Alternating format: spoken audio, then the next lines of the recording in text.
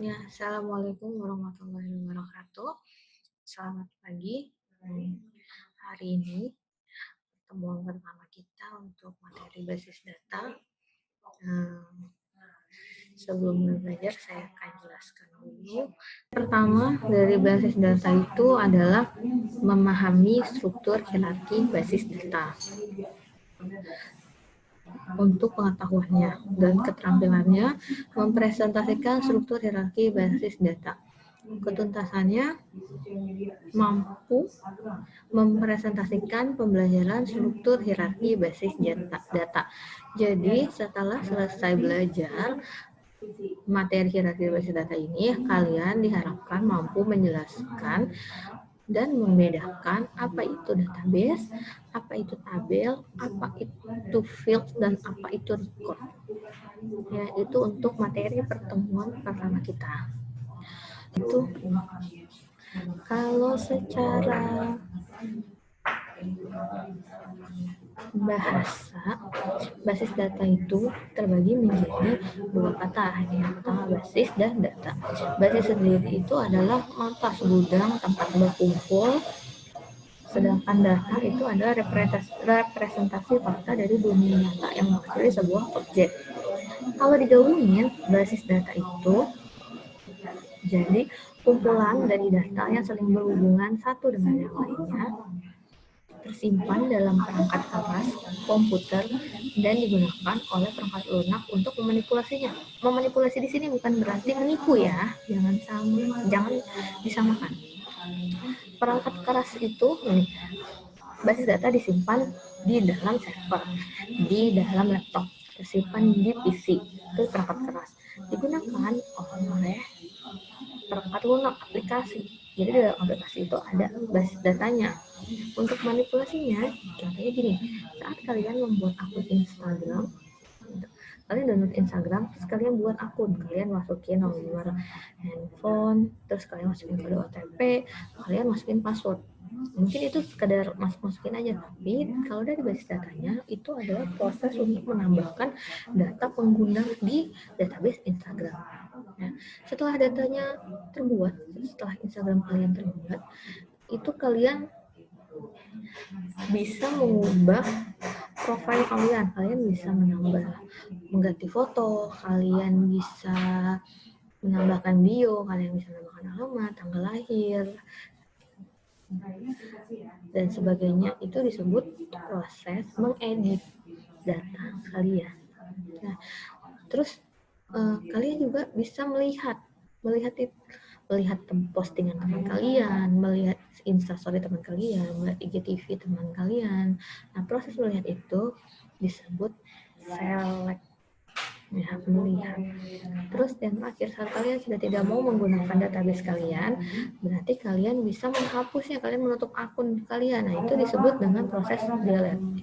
Ya, 4 proses tadi itu disebut manipulasi basis data.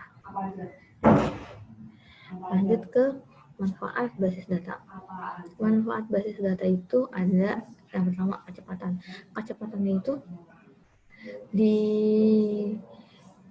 kalian saat menonton film di YouTube itu kan cepat ya, kalian cari misalnya pembelajaran basis data, akan muncul semua informasi tentang pembelajaran basis data dalam hitungan detik. Nah, itu cepat dan mudah digunakan. Terus yang manfaat kedua ada namanya efisiensi ruang penyimpanan. Efisiensi ruang penyimpanan itu kalian bayangin ini contohnya, saat kalian belum menggunakan basis data, kalian ulangan masih menggunakan kertas. Ya, itu kalian sendiri punya 12 pelajaran misalnya, berarti saat semua pelajaran ulangan ada 12 kali jumlah siswa per kelas kali jumlah siswa satu sekolah, itu baru satu ulangan. Kalau ulangannya ada 5, udah berapa banyak kertas yang disia-siakan untuk ulangan, udah berapa banyak kertas yang digunakan untuk ulangan. Itu baru ulangan, belum lagi nanti absensi, yang jadwal pelajaran dan lain-lain, berkas yang lain-lain. Itu pasti bakal butuh ruang penyimpanan yang sangat besar. Sedangkan kalau kalian sudah menggunakan basis data, contoh, kalau kalian mau ulangan harian, kalian tinggal buka ulangan hariannya apa, kalian tinggal kerjakan, klik, klik, klik, simpan, nilai kalian muncul. Nah, itu proses yang dilakukan oleh basis data. Disimpannya di servernya tadi kalau kalian lihat di Taruna Bakti, server itu hanya satu ruangan, nggak makan banyak ruangan. Di satu server itu nggak hanya untuk si portal aja, tapi ada untuk data-data yang lainnya juga. Terus yang ketiga, akurat itu sudah pasti datanya benar. Nah, kalaupun ada datanya salah, itu biasanya terjadi karena human error, karena kesalahan manusianya. Contoh, kalau misalnya kalian mau transfer uang melalui m-banking, kalian hanya mau transfer 100.000, tapi karena kalian kebanyakan pencet nolnya, otomatis pencet 2 nol aja, otomatis yang ke transfer 10 juta. Sistem nggak salah, karena sistem mengirimkan sesuai yang kamu masukkan. Yang salah ya jari kamu, preset mencet nolnya. Tuh, datanya sudah pasti akurat dan benar. Terus ketersediaan. Basis data itu bisa kamu akses dimanapun, kapanpun, dalam kondisi bagaimanapun, itu kalian bisa mengakses basis data. Terus kelengkapan. Informasinya lengkap, apa aja yang kalian mau cari ada. Terus aman, data kalian pasti selalu dilindungi. Contoh kayak saldo kalian di m-banking, saya nggak tahu saldo kalian berapa di m-banking, kamu juga nggak tahu saldo saya di m-banking berapa. Kalaupun ada kebocoran data, kayak kemarin yang sempat ramai kasusnya Zoom ya, katanya data pengguna Zoom tersebar gitu ke sini. Nah, itu bukan kesalahan dari database-nya, tapi itu kesalahan dari si oknumnya. Ada oknum yang menyebarkan data pelanggan. Terus manfaat yang terakhir, kebersamaan pemakai ini, saya bisa memakai database portal, kamu bisa memakai portal, temanmu bisa memakai portal, kita semua bisa bersama-sama memakai portal. Itu yang disebut kebersamaan pemakai. Terus selanjutnya komponen basis data. Nah, ini hierarkinya kalian bisa lihat dari atas sampai bawah. Tapi ini yang pertama ada database, ada file. Ini saya ketukar, ada field dulu, baru record, ada byte, ada bit. Kalau kalian mau lihat gambarannya secara langsung, server kita di sini makainya MySQL. Terus di sini kita usernya root, hostnya localhost. Terus di sini kita juga bisa jadi web server. Web servernya di sini mendukung PHP versi 7. Dia bisa extension ke MySQL. Terus, nah, database tadi mana? Database-nya ada di sebelah sini, di sebelah kiri sini. Ini adalah database yang sudah pernah saya buat. Ya, ada latihan, ada MySQL, ada sewa, ada tips, ada SPP. Nanti kita akan membuat database penjualan. Ini kayak semacam ini database penjualan yang akan kita buat. Di database penjualan kalian bisa lihat database penjualan. Di sini ada tabel. Nah, ini tabel. Kalau tabelnya diklik ke sini, nah struktur ini kolomnya.